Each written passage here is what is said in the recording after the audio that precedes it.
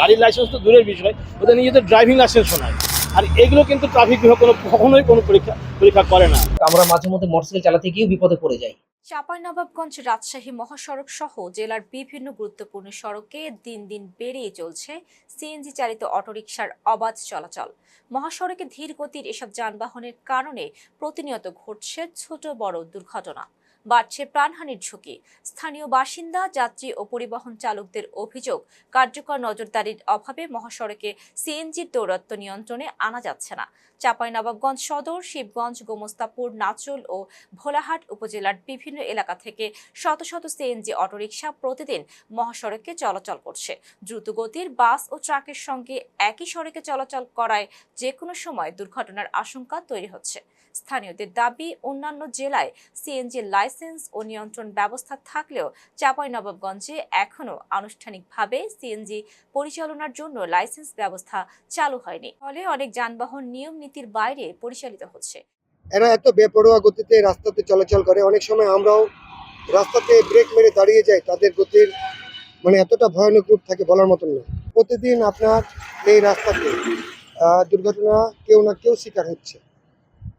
আমি সংশ্লিষ্ট ট্রাফিক বিভাগের কাছে অনুরোধ করব, সাধারণ জনগণ হিসাবে, যে জনগণের সুবিধার্থে আপনারা দ্রুত এই 3 হুইলার চলাচলের জন্য একটা ব্যবস্থা করেন, যাতে তারা সড়কের আইন মেনে চলাচল করে।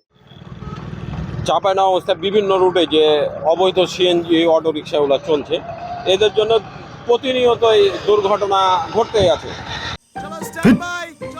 লাইফে কোনো কিছুর গ্যারান্টি নাই, তাই ইন্স্যুরেন্স করুন সিটি ব্যাংকে, কারণ ইন্স্যুরেন্স করলে সিটিতে সুরক্ষা পাবেন নিশ্চিন্তে।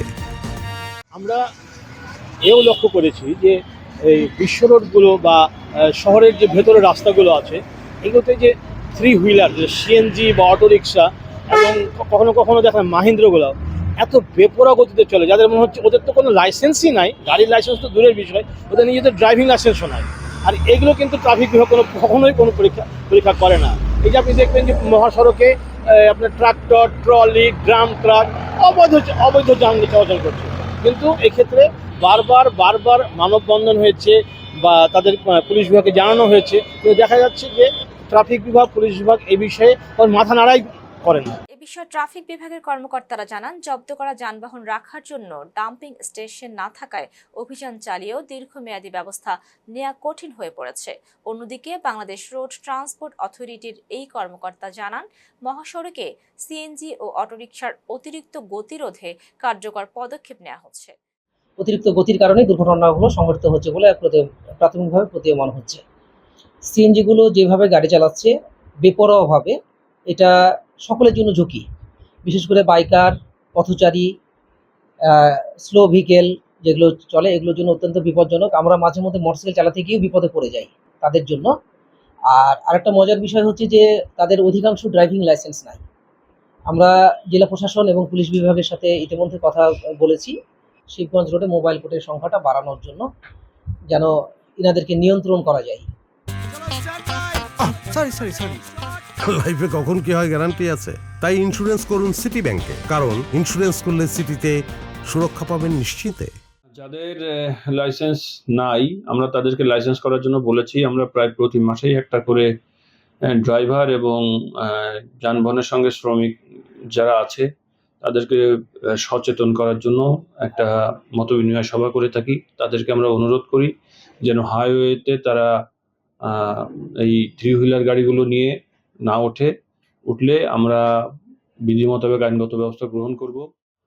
আর তাদেরকে আমরা অনুরোধ করেছি তারা যেন বিধি মোতাবেক তাদের লাইসেন্সগুলো সংগ্রহ করে। আর যারা ওভার স্পিড আছে আমরা সেগুলোকে মামলা দিচ্ছি।